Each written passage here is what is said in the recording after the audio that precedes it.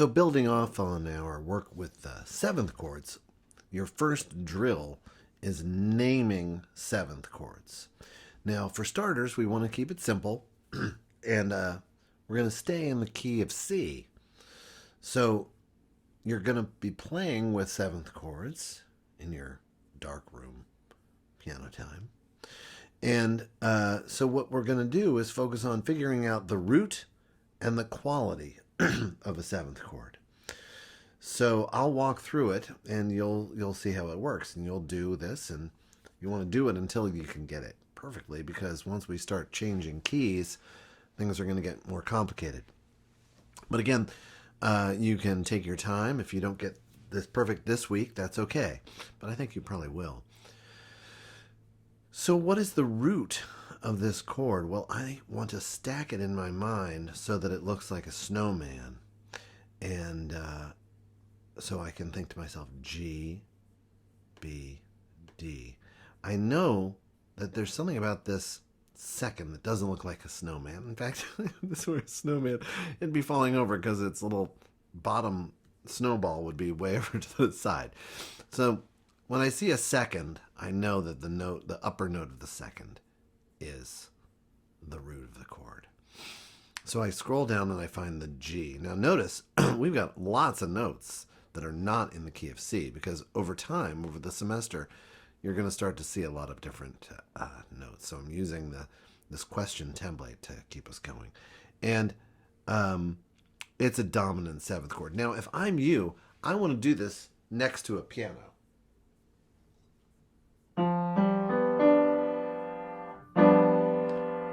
And then adjust it. So I take this F and I put it up. Okay?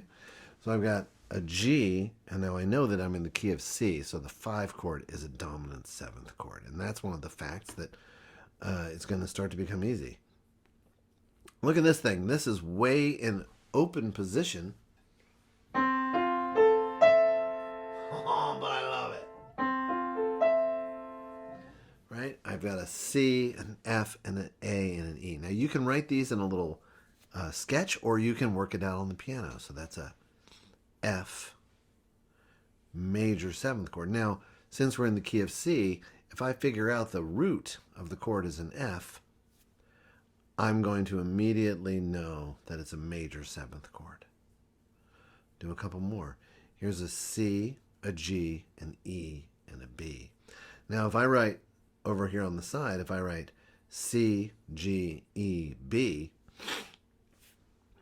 then I know that I can stack these in C, E, G, B order.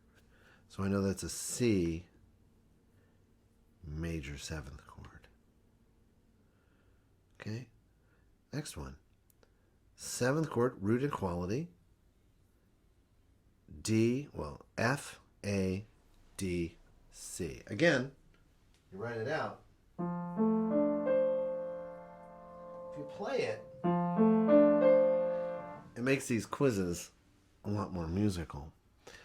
But you're going to get good at this over time. So I know, let's see, what am I going to do? Well, I notice that there's a space here. I can think to myself, well, I've got to put the F somewhere. Or maybe I make my little triangle or square with those notes. So this is a D minor seventh chord.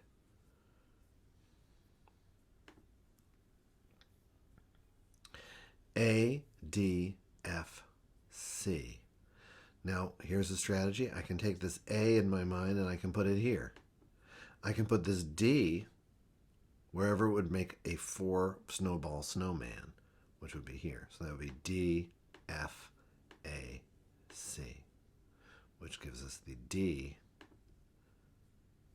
minor seventh chord. But again, playing it on the piano or on any kind of keyboard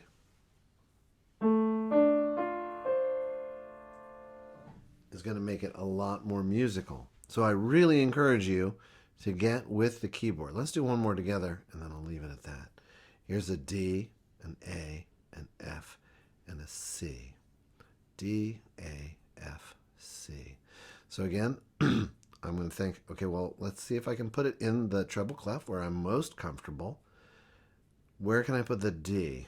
Well, I could put the D here, and then it's a skip below that, so I'll do that. And then where can I put the A? I can put it there. So in my mind, I've got the D, F, A, C.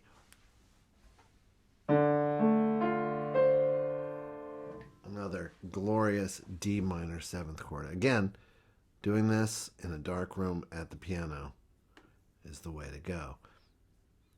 Have fun. Oh, here's a good one. Oh, can't leave you without this one. So here,